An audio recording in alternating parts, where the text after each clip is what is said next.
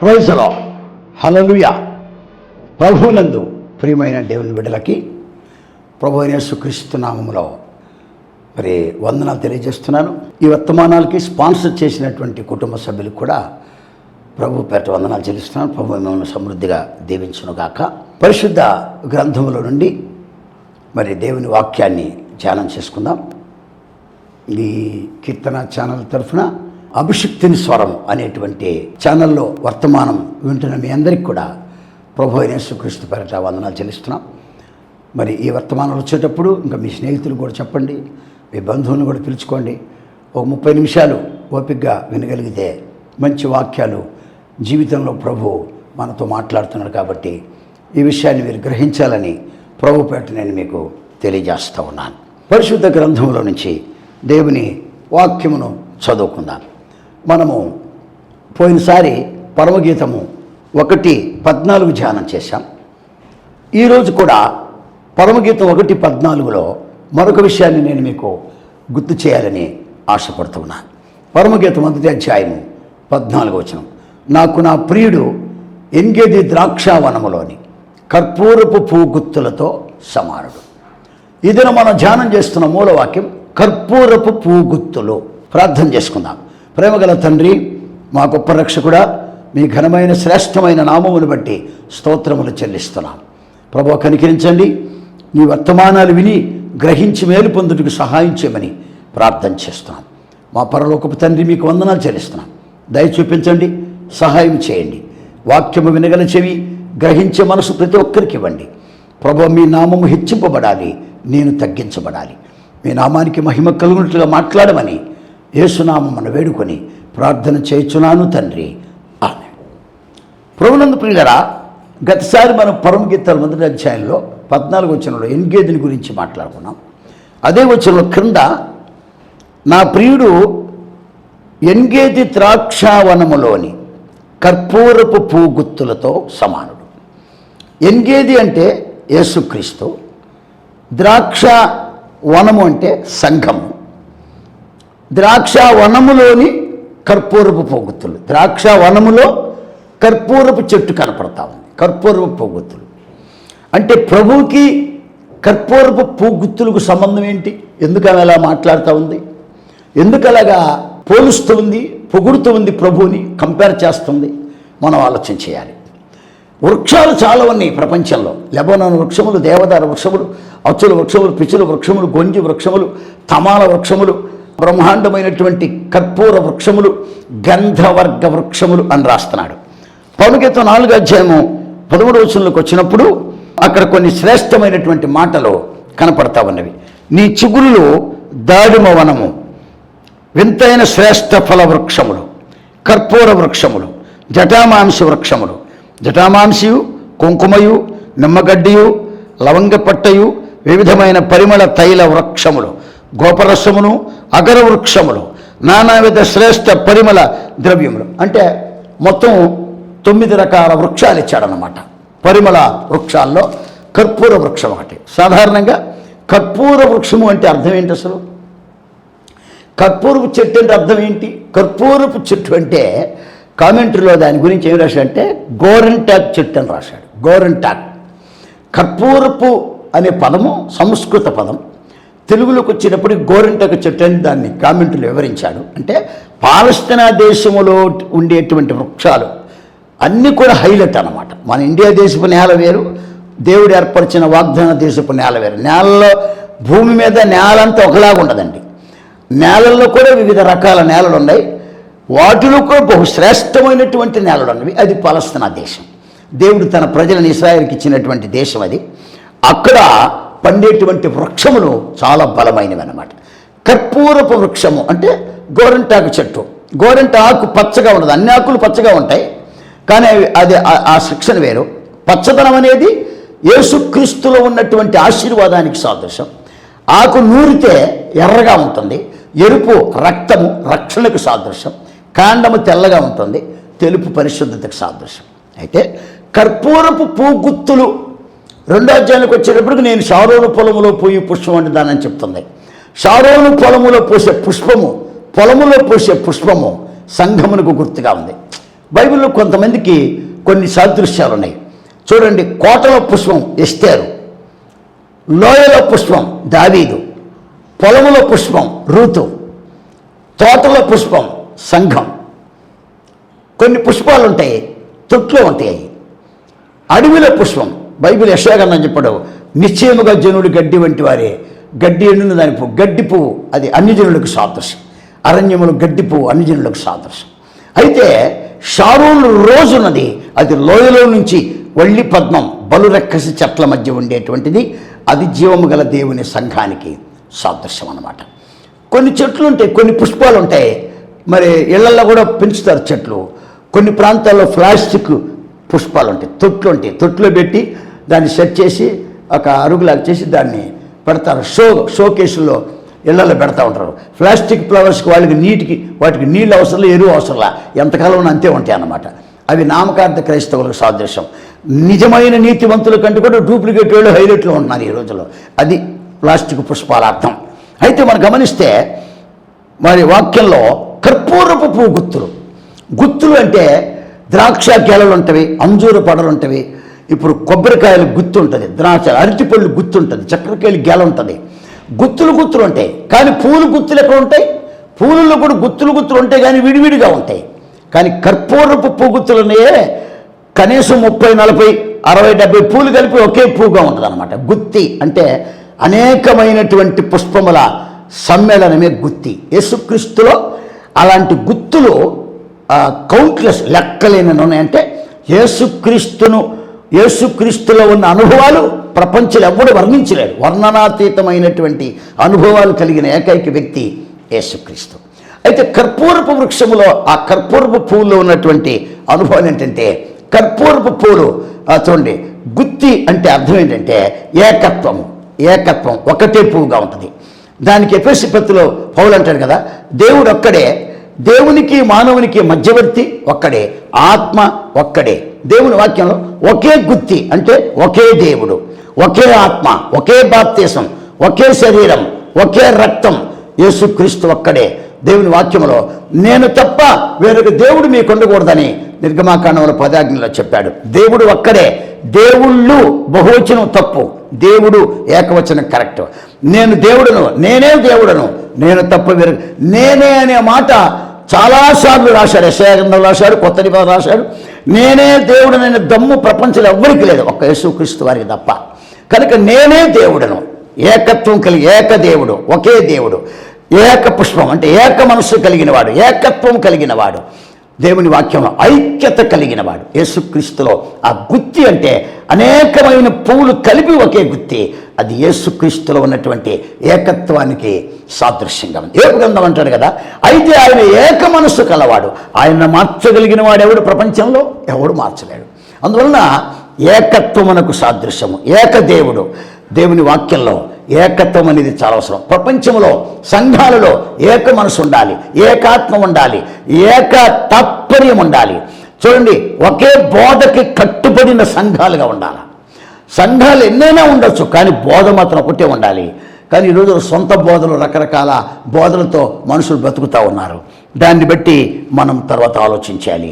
గుత్తి అంటే యేసుక్రీస్తులో ఉన్నటువంటి సమస్తమైనటువంటి ఆధ్యాత్మిక అనుభవాలకు సాదృశ్యం. తర్వాత రెండవది గమనించినట్లయితే కర్పూరపు పువ్వు గుత్తులు తెల్లగా ఉంటాయి, చిన్న పూలే. అసలు ఎంత చిన్నగా ఉంటాయంటే గోరంటాకు పూలు, ఆకు కూడా చిన్నగా ఉంటుంది, ఆకు కొంచెం పెద్దగా ఉంటుంది, పూలు కొంచెం చిన్నగా ఉంటాయి. కానీ ఒకే గుత్తికి చాలా పూలు ఉంటాయి, అవి తెల్లని పూలు అన్నమాట. తెలుపు అంటే చాలా పూలు తెల్లగా ఉంటాయి. ఇప్పుడు సన్నజాజి తెల్లగా ఉంటుంది, మల్లెపూలు తెల్లగా ఉంటుంది, సంపంగి పూలు కొన్ని తెల్లగా ఉంటాయి. తెల్లగా ఉండే పూలన్నీ వేరుగా ఉన్నవి. కానీ ఇందులో ఉన్నటువంటి అనుభవం ఏంటంటే తెలుపు పరిశుద్ధతకు సాదృశ్యం. దేవుని వాక్యంలో పరిశుద్ధుడు అనే మాట ఆయనకు ఒక్కడికే తగు. యెషయా గ్రంథం 6వ అధ్యాయంలో పరిశుద్ధులని గాన ప్రతిగానములు చేస్తూ ఉంటే 3వ వచనం నుంచి చదివితే పరలోకపు గడప కమ్ముల పునాదులు అదిరిపోయి చెప్తున్నాడు. యెషయా ఆ దర్శనం చూచి తన తప్పును ఒప్పుకుంటే దేవదూత కారు నిప్పును తీసుకుని వచ్చి పెదాలు కాల్చిన తర్వాతనే మరి 66 అధ్యాయాలు ప్రవచించగలిగాడు ఆయన. అద్భుతమైన ప్రవక్త యెషయా ప్రవక్త. అందువలన దేవుని వాక్యం గమనిస్తే పరిశుద్ధుడు, యేసుక్రీస్తు పరిశుద్ధుడు, ఆయన లోపట వెలుపట పరిశుద్ధుడు. చూడండి ప్రియులారా, కొంతమంది పైన ఉంటారు, లోపల మాత్రం అంత సరిగా ఉండదు. పైన మాత్రం మంచి నీట్గా కనపడతారు, లోపలంతా కూడా 287 పాపాలు ఉన్నాయి మనిషి రక్తంలో. మనిషి బ్లడ్లో 287 పాపాలు ఉన్నాయి. అంత తేలిగ్గా ఎక్కడ మారతాడు చెప్పండి? ఎన్ని ప్రసంగాలు చేస్తే వాడు మారతాడు? చూడండి ప్రియులారా, పైకి బ్రహ్మాండంగా ఉంటాడు, ప్రపంచం అందరూ బాగుంటారు, కానీ లోన సంగతి బైబిల్ చెప్తా ఉంది. అయితే యేసుక్రీస్తు అలాంటి వాడు కాదు. యేసుక్రీస్తు జన్మ పాపము కర్మ పాపము లేని పరిశుద్ధుడు. యేసుక్రీస్తు పరిశుద్ధాత్మ శక్తి వలన పుట్టినవాడు. పరిశుద్ధాత్మను దూషిస్తున్నాడంటే వాడికి క్షమాపణ లేదని అర్థం అన్నమాట.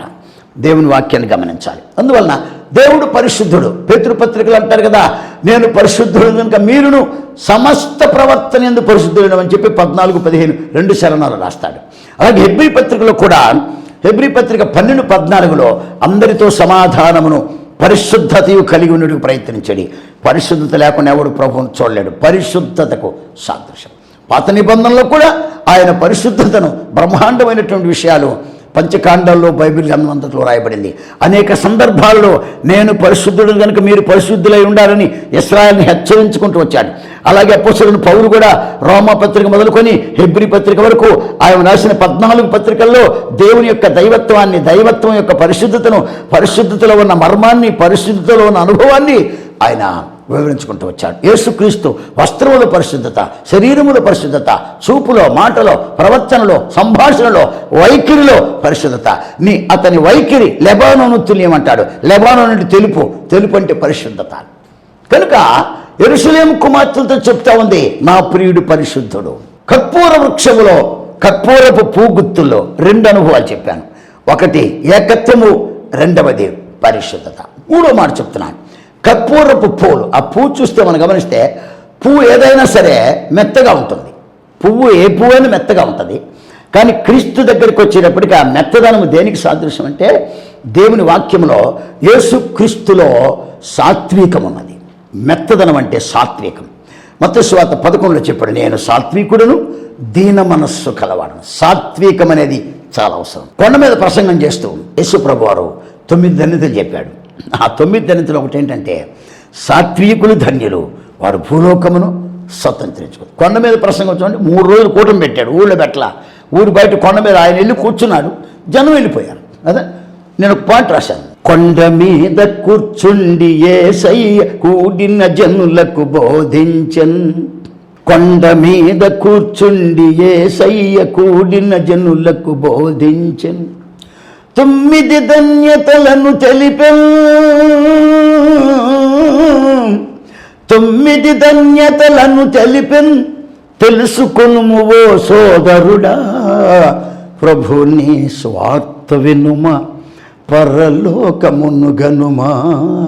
ప్రభుని స్వార్థ వినుమా, ఎంత ఘోర పాపినైనా వినుతగా క్షమించు ప్రభువు. ప్రభుని స్వార్థ వినుమా. కనుక యేసుక్రీస్తులో ఉన్నటువంటి సాత్వికం చాలా అవసరం. బైబిల్లో మోషేని గురించి దేవుడు స్టేట్మెంట్ ఇచ్చాడు, నా సేవకుడైన మోషే భూమిలో ఉన్న వారందరికంటే మిక్కిలి సాత్వికుడు. ఆ మెత్తదనం ఉండే అది సాత్వికమునకు సాదృశ్యం. సాత్వికం, యేసుక్రీస్తులో ఉన్న సాత్వికం పాస్టర్లో ఉండాలి, విశ్వాసంలో ఉండాలి. సాత్వికం అనేది ప్రపంచాన్ని స్వాధీనపరచుకుంటుంది. డబ్బు చేయలేని పని, బంగారము చేయలేని పని, లోకములో అధికారులు చేయలేని పని ఒక వ్యక్తిలో ఉన్న సాత్వికం చేస్తుంది. 22 లక్షల మందికి జవాబు చెప్పి నడిపించగలిగాడంటే మోషేకు సాత్వికం ఉంది. కానీ మోషే 22 లక్షల ఇశ్రాయేలు వారికి కానీ ప్రపంచంలో 7 ఖండాల్లో ఉన్న కోట్ల మంది ప్రజలకి ఒక మాదిరికరమైనటువంటి వ్యక్తి, ఏకైక వ్యక్తి యేసుక్రీస్తు వారు మాత్రమే. ఆయనలో సాత్వికం కనపడతా ఉంది. సాత్వికం. యేసుక్రీస్తు కంటే కోటేశ్వరుడు ఎవడున్నాడు ప్రపంచంలో? ఆయన కంటే జ్ఞానవంతుడు ఎవడున్నాడు? ఆయన కంటే మిలియన్ ఎవడున్నాడు ప్రపంచంలో? చూడండి, భూమి ఆయనది, ఆకాశం ఆయనది, పంచభూతాలు ఆయనవే. ఎన్ని కోట్లు పెట్టి నువ్వు వాటిని కొనగలవు? అవన్నీ ఆయనే, ఆయన సొత్తు అది. మానవుడు కూడా దేవుని సొత్తు. ఏం పెట్టి కొంటావు నువ్వు? కొనలేవు. అంత గొప్పవాడు కూడా ఏమి లేనివాడుగా రిక్తుడిగా చేయబడి ఆయన సాత్వికము చూపించాడు. కనుక పువ్వు, మెత్తదనము సాత్వికమునకు సాదృశ్యం. నేను 3 విషయాలు చెప్పాను. అందులోని ఇంకొక 2 సంగతులని అందులోనే ఏముందంటే, పువ్వు మెత్తగా ఉంటుంది. మెత్తగా ఉంటుందంటే అది తగ్గింపుకు సాదృశ్యం. తగ్గింపు యేసుక్రీస్తులో ఎంత తగ్గింపు ఉందో చూడండి. ఈరోజు 4 మాటలు నేర్చుకొని కాళ్ళు రగరేసి తిరుగుతాడు. పెద్దలను కూడా గౌరవించేటువంటి పరిస్థితులు ఉండరు కొంతమంది. బట్ యేసుక్రీస్తులో తగ్గింపు ఉన్నది. ఫిలిప్పీ పత్రిక 2వ అధ్యాయంలో ఆయన తగ్గింపుని గురించి బ్రహ్మాండమైన మాటలు రాశాడు. దేవునితో సమానముగా ఉండుట విడిచిపెట్టకూడని భాగ్యమని ఎంచుకొనక మనుషుల పోలికగా పుట్టి దాసుని స్వరూపము ధరించి రిక్తునిగా చేయబడి మరణము పొందినంతగా, శిలువ మరణము పొందినంతగా విధేయత చూపించి తన్ను తాను తగ్గించుకొనెను. యేసయ్య చెప్పాడు, తను తాను తగ్గించుకున్నవాడు హెచ్చించబడను, తను తాను హెచ్చించుకున్నవాడు తగ్గించబడను. ఈ రోజున కొంచెం డబ్బు చూడగానే కళ్ళు నెత్తికొస్తాయి, కొంచెం పదవి రాగానే కళ్ళు నెత్తికొస్తాయి, కొంచెం ఏదైనా మంచి కలిసి రాగానే ఇంకా పక్కన కూడా లెక్క చేయరు. చాలామంది క్రైస్తవులు అతిశయంతో అంతరించిపోతున్నారు.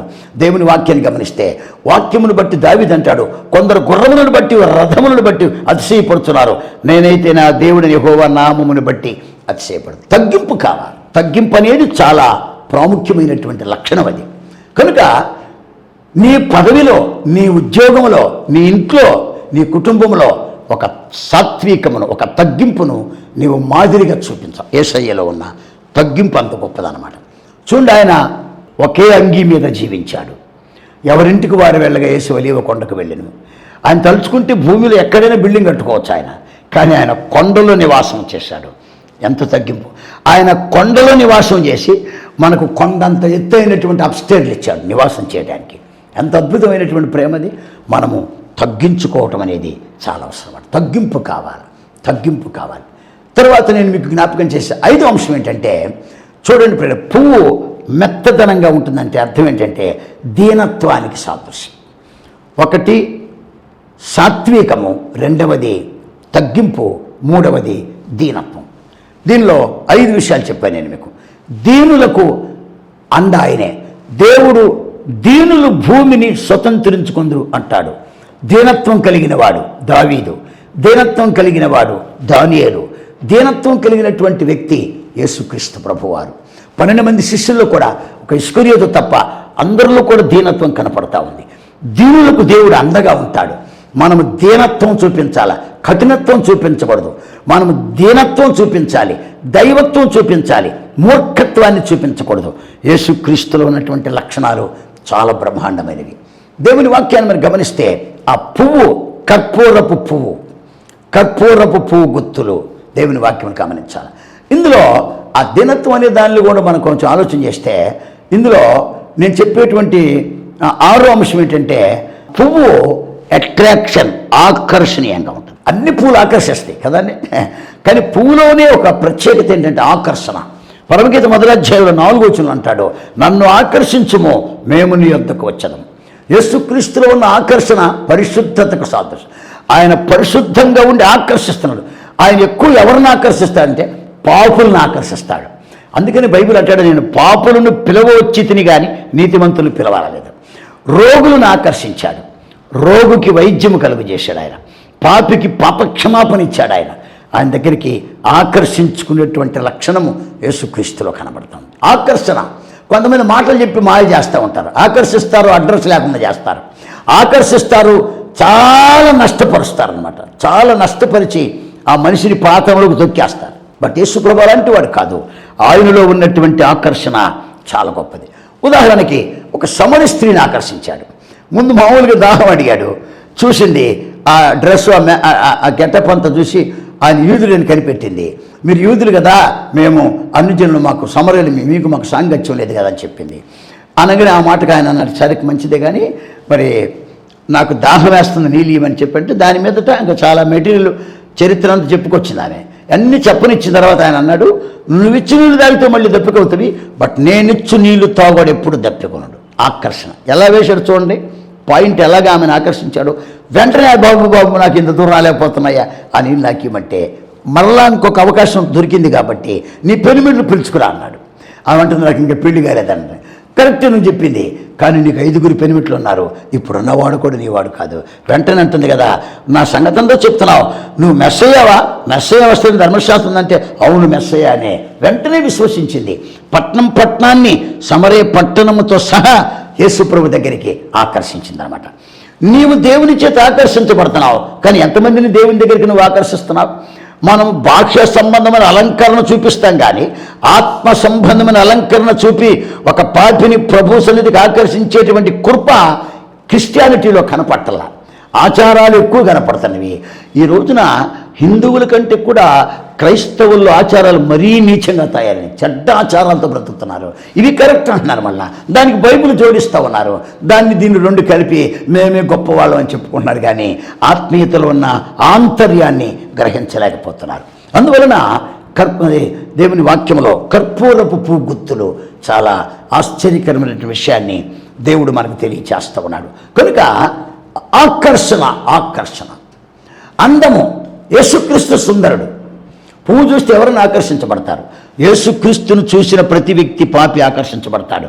ఎందుకంటే ఆయన సుందరత్వం కలిగిన సుందరమైనటువంటి వ్యక్తి, బహు సౌందర్యము కలిగినటువంటి. మనిషి బాడీలో 3 ఉంటాయి: అందము, సౌందర్యం, సుందరం.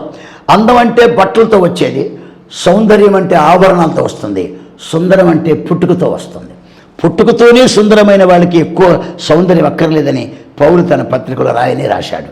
అందువలన దేవుని వాక్యాన్ని మనం గమనిస్తే ఆకర్షణ, అందము యేసుక్రీస్తులో కనపడతా ఉంది. తర్వాత నేను మీకు జ్ఞాపకం చేసేటువంటి మరొక అంశం ఏంటంటే, పుష్పము అనేటువంటి దానిలో వాసన ఉంటుంది. కొన్ని పుష్పాలు కమ్మని వాసన వస్తాయి అన్నమాట. యేసుక్రీస్తులో కూడా వాసన ఉంది. అందుకని పరమగీత 1వ అధ్యాయంలో నీవు పూసుకుని పరిమళ తైలము సువాసన కలది.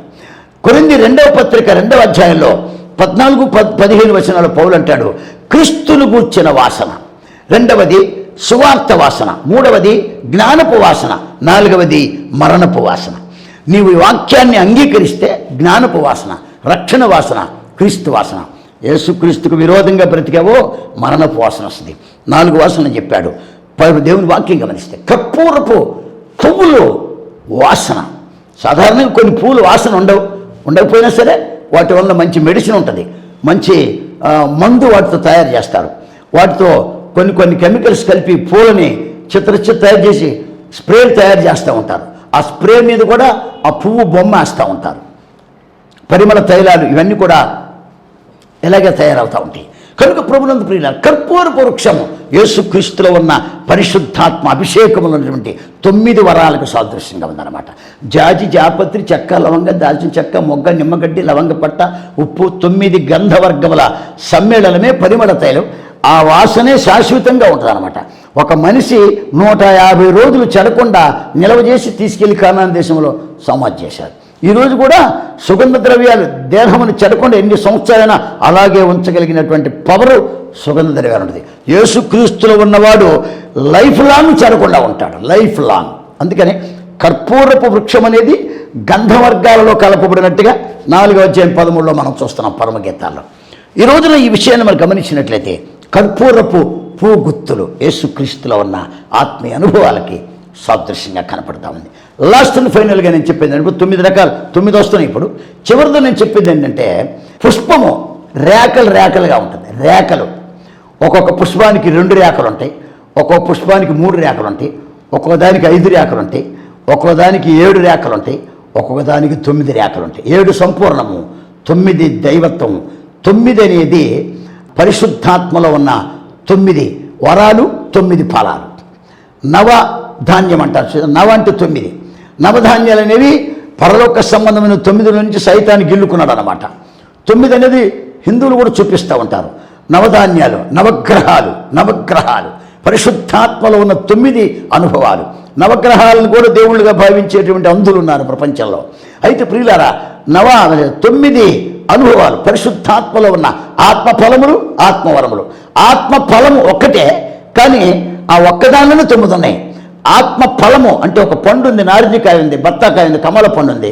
పండు ఒకటే, తొక్కదీస్తే లోపల తొనలు ఉంటాయి.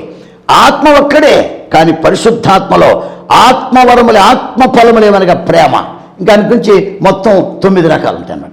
ఆత్మవరాలు కూడా 9 ఉంటాయి అన్నమాట. అలాగే పరిశుద్ధాత్మలో కర్పూరపు పువ్వు గుత్తులలో రేఖలు ఉంటాయి, చూసావా? లాస్ట్ ఫైనల్గా రేఖలు దేనికి సాదృశ్యం అంటే సత్క్రియలకు సాదృశ్యం. యేసుక్రీస్తులో సత్క్రియ ఉంది.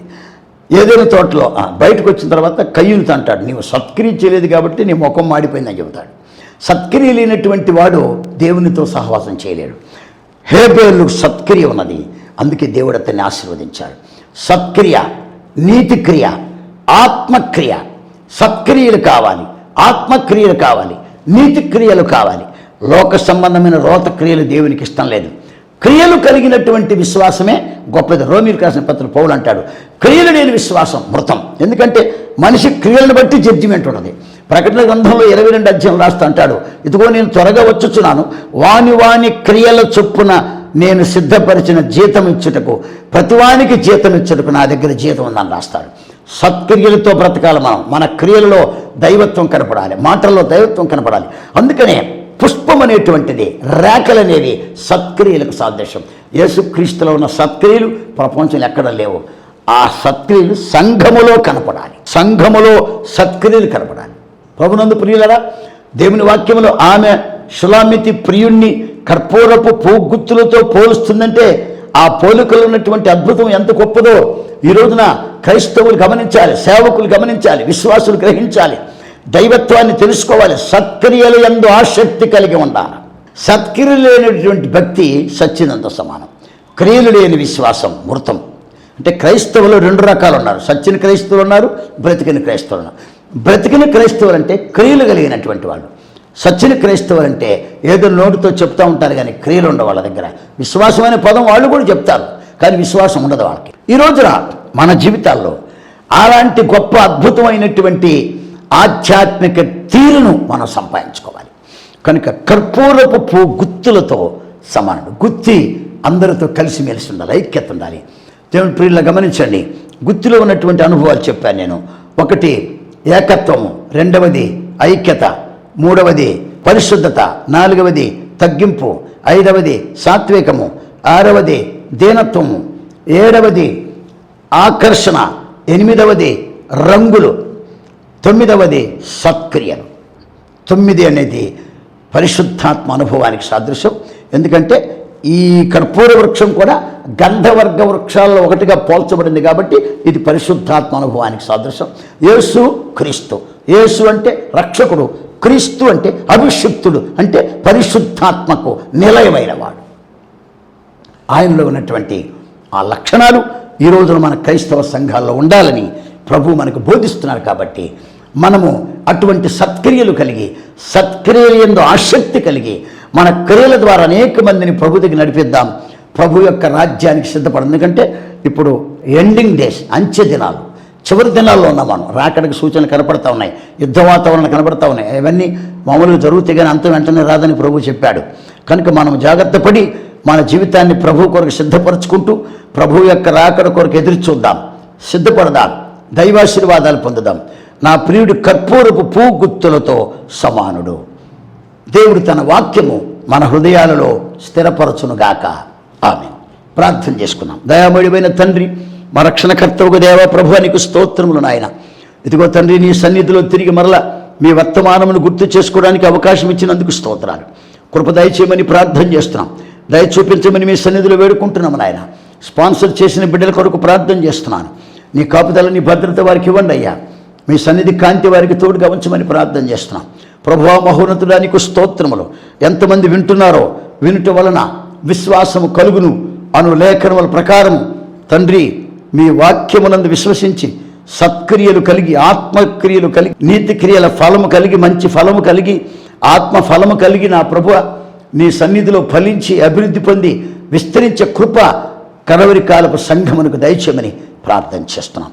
తండ్రి, వర్తమానం వింటున్న బిడ్డలందరినీ కూడా మీరు బలపరచండి, ప్రతి వారిని సంధించండి, బలపరచమని ప్రార్థన చేస్తున్నాం. బలహీనుడైన వారిని ముట్టి స్వస్థపరచండి. ఎవరు బలహీనతలు ఉన్నారో ప్రార్థించమని కొందరు కోరుతున్నారు, వారి కొరకు ప్రార్థన చేస్తున్నాం. ఆశీర్వదించి బలపరచు, కృప చూపించి మహిమ పొందు. యేసునామములో వేడుకొంచున్నాం తండ్రి. ఆమెన్. ప్రభు దీవెన సదాకాలం తోడేండునుగాక. ఆమెన్.